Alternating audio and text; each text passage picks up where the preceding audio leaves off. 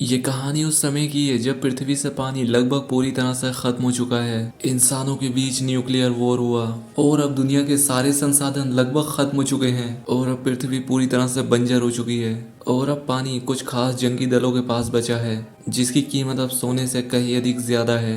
कहानी शुरू होती है और एक बंजर जगह पे मैक्स नाम के एक आदमी को दिखाया जाता है। मैक्स अपने टाइम पर एक पुलिस वाला हुआ करता था, लेकिन अब क्योंकि दुनिया में कोई नियम और कानून बचा ही नहीं था, तो अब जितने लोग दुनिया में बचे हुए थे वो खुद को सरवाइव कराने के लिए अपने नियम खुद ही बना लिया करते थे। मैक्स को अपनी फैमिली के भी सपने आते हैं जिनकी अब डेथ हो चुकी है। अब मैक्स अपनी गाड़ी में बैठकर यहाँ से आगे बढ़ने लगता है और तभी यहाँ पर कई सारी गाड़ियों का एक काफिला आता है और ये मैक्स की गाड़ी को टक्कर मारकर उसे पलटा देते हैं। अब इसके बाद ये लोग मैक्स को बंदी बनाकर उसे अपने साथ ले जाते हैं। ये उसे अपने ग्रुप में ले आते हैं और उसकी पीठ पर एक टैटू बनाते हैं जिसकी पीठ पर ओ नेगेटिव लिखा जाता है और ये मैक्स का ब्लड ग्रुप होता है। अब इससे पहले कि ये लोग मैक्स को अपनी गुलामी वाली मोहर लगाते, मैक्स यहाँ से भागने लगता है, लेकिन ये लोग एक बार फिर से मैक्स को पकड़ लेते हैं। अब क्योंकि ये सभी लोग इमोर्टन जो नाम के एक आदमी के लिए काम करते हैं और इमोर्टन जो वो आदमी होता है जो कि इन सभी लोगों पर राज करता है और इन सब में सबसे ज्यादा शक्तिशाली होता है। ये अपने चेहरे पर एक खास तरह का मास्क पहनता जो कि उसे ऑक्सीजन दिया करता था और इसी की वजह से वो सांस ले पाता था, क्योंकि उसे एक ऐसी बीमारी होती है जिसके चलते उसे जिंदा रहने के लिए इस ऑक्सीजन मास्क को पहनना ही होगा।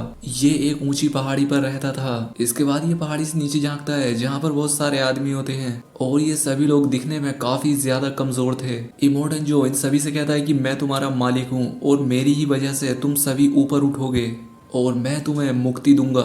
इसके बाद ये उन सभी आदमियों के लिए ऊपर से पानी छोड़ता है, क्योंकि यहाँ पर इमोर्टन जो ही एक ऐसा आदमी था जिसके पास पानी निकालने की सुविधा थी और ये अपने गुलामों से ये काम कराया करता था। खैर, पानी देखकर ये सभी लोग काफी खुश हो जाते हैं। अब क्योंकि इस समय में पानी की काफी कमी हो चुकी थी, इसलिए ये सभी लोग एक दूसरे से लड़कर पानी भरने लगते हैं। इसके बाद सीन चेंज होता है और हमें एक लड़की को दिखाया जाता है जिसका नाम फ्यूरियोसा होता है और ये भी इमोर्टन जो के लिए ही काम किया करती थी और ये इमोर्टन जो के लिए एक फ्यूल स्टेशन से फ्यूल लेने के लिए जा रही होती है। लेकिन इससे पहले कि ये फ्यूल स्टेशन तक पहुंच पाती, ये अपनी गाड़ी को ईस्ट की तरफ मोड़ लेती है। अब यहाँ पर उसका एक आदमी आकर उससे कहता है कि हमें तो सीधा जाना था, लेकिन फ्यूरियोसा उससे कहती है कि नहीं, हम ईस्ट की तरफ ही जाएंगे।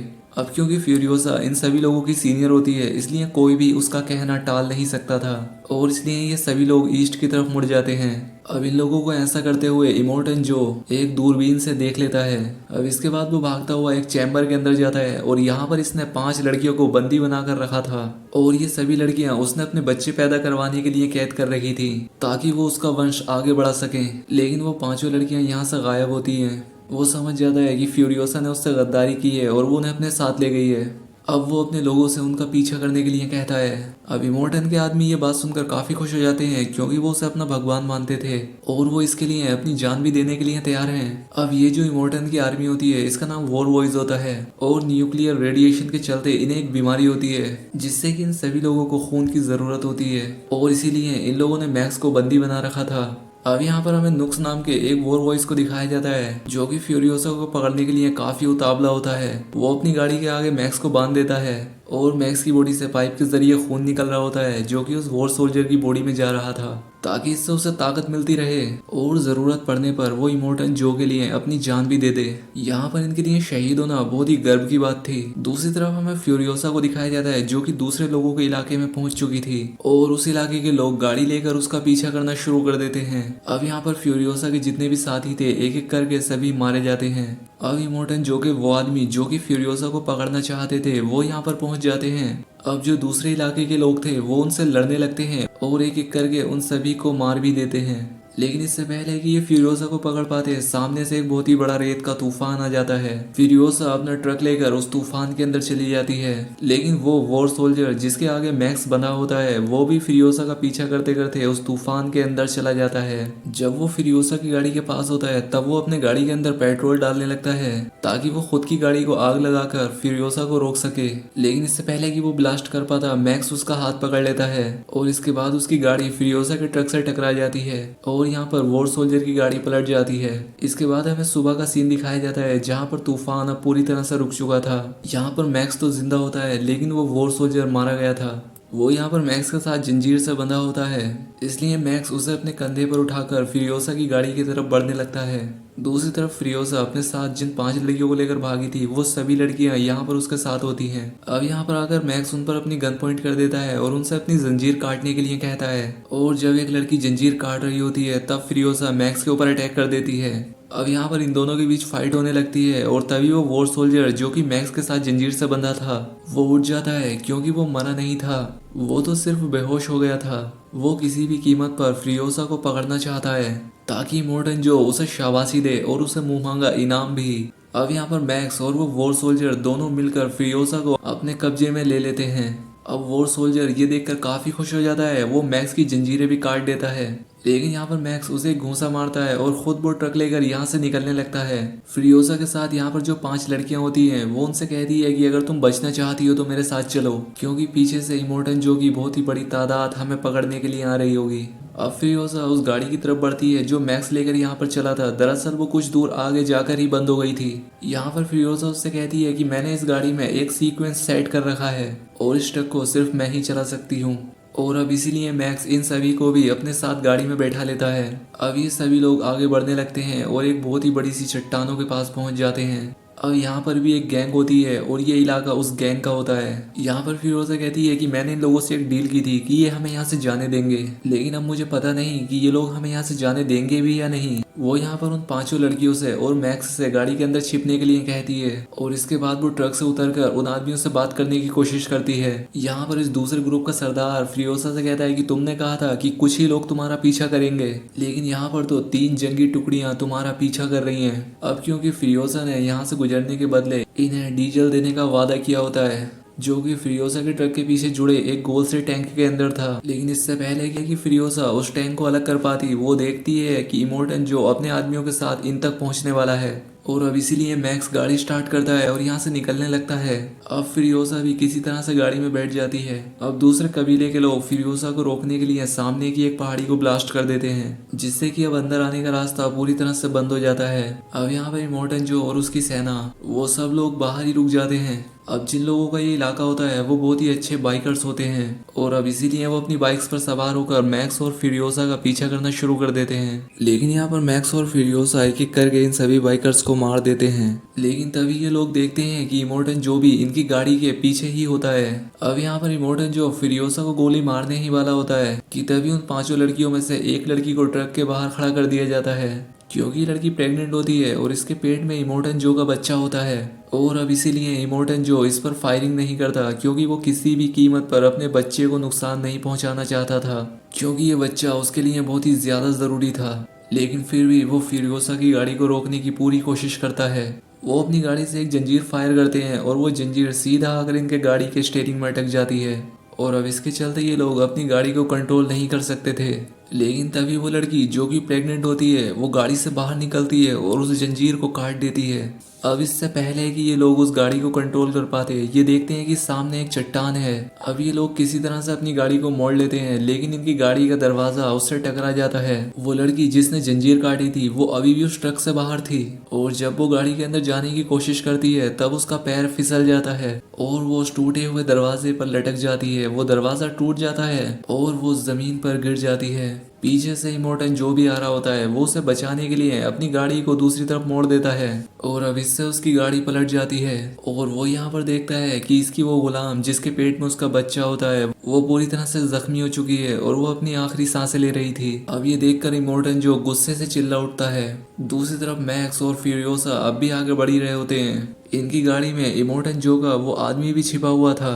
नक्स यहाँ पर काफी परेशान होता है। वो कहता है कि मुझे एक मौका मिला था, मैं तुम लोगों को पकड़कर इमोर्टन जो के हवाले कर सकता था और मैं अपने साथियों के साथ जन्नत में जा सकता था, लेकिन मैंने अपने सभी मौके खो दिए।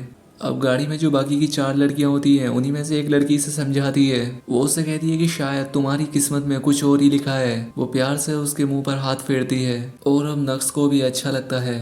अब इन लोगों को चलते चलते पूरा दिन हो चुका था और अब रात हो चुकी थी। यहाँ पर मैक्स और फ्रियोसा देखते हैं कि अभी भी इमोर्टन जो की गाड़ियों का एक बहुत ही बड़ा काफिला इनका पीछा कर रहा था और इसीलिए मैक्स जमीन पर डायनामाइट बिछाकर अपनी गाड़ी लेकर वहां से आगे बढ़ जाता है और जब इमोर्टन जो के आदमियों की गाड़ियां उस डायनामाइट के ऊपर आती हैं तब वो ब्लास्ट हो जाती हैं। और इस वजह से इनकी बाकी की गाड़ियां यहाँ पर रुक जाती हैं। लेकिन फिर भी यहाँ पर एक गाड़ी बचकर आगे निकल जाती है और वो अभी भी मैक्स और फ्रियोसा की गाड़ी का पीछा कर रही थी। और इससे पहले कि मैक्स और फ्रियोसा यहाँ से आगे निकल पाते कि उनकी गाड़ी का टायर एक दलदल के अंदर धंस जाता है और अब इस वजह से ये लोग आगे नहीं बढ़ पा रहे थे। अब यहाँ पर नक्स भी इनकी हेल्प करना चाहता था। वो कहता है कि वो देखो सामने एक सूखा हुआ पेड़ है, हमें गाड़ी की केबल को उस पेड़ पर बांधना चाहिए और इससे हम अपनी गाड़ी को दलदल से निकाल सकते हैं। और इसके बाद मैक्स वैसा ही करता है, उस केबल को उस सूखे हुए पेड़ से बांध देता है। तभी वो गाड़ी जो इनका पीछा कर रही होती है वो इनके करीब आ जाती है। वो यहाँ आकर लगातार इन पर गोलियां चलाने लगती है, लेकिन इससे पहले कि वो इन्हें मार पाते कि इन लोगों की गाड़ी दलदल से निकल जाती है। अब इसके बाद ये लोग अपनी गाड़ी लेकर यहाँ से आगे निकल जाते हैं। अब यहाँ पर मैक्स एक ऑयल का डिब्बा लेकर उस गाड़ी की तरफ बढ़ने लगता है जो कि इनका पीछा कर रही थी, जो कि इनके पास हथियार नहीं थे। और कुछ टाइम के बाद ही फ्रियोसा देखती है कि एक ब्लास्ट हुआ है। उसे लगता है कि शायद मैक्स मारा गया होगा, लेकिन मैक्स जिंदा होता है। मैक्स ने उस गाड़ी को ब्लास्ट कर दिया होता है और साथ ही वो उन सभी लोगों के हथियार भी ले आता है। और एक बार फिर से ये लोग अपना सफर तय करने लगते हैं। पूरी रात गाड़ी चलाने के बाद सुबह जब ये रेगिस्तान से अपने आगे का सफर तय कर रहे होते हैं, तब यहाँ पर फ्रियोसा को एक टावर दिखता है। यहाँ पर फ्रियोसा बताती है कि बचपन में मैं जिस जगह पर रहा करती थी वहां पर भी एक ऐसा ही टावर हुआ करता था। इसके बाद ये लोग उस टावर तक पहुंच जाते हैं। यहाँ पहुंचकर फ्रियोसा अपना नाम बताती है। वो यहाँ पर अपने कबीले का नाम बताती है और साथ ही अपनी माँ का नाम भी बताती है। और इसके बाद इसके पास बहुत सारे बाइकर्स पहुंच जाते हैं और ये सब की सब औरतें होती हैं। यहाँ पर फ्रियोसा अपनी माँ से भी मिलती है। ये सभी औरतें फ्रियोसा को पहचान लेती हैं। यहाँ पर फ्रियोसा बताती है कि ये जो मेरे साथ 4 लड़कियां हैं, मैं इन्हें ग्रीन प्लेस ले जाना चाहती हूँ। लेकिन तभी यहाँ पर एक बूढ़ी औरत इन्हें बताती है कि जिस जगह को पीछे छोड़कर तुम आ रहे हो वही ग्रीन प्लेस था। वो कहती है कि हाँ वो पहले रहने लायक था, लेकिन अब वो रहने लायक नहीं बचा।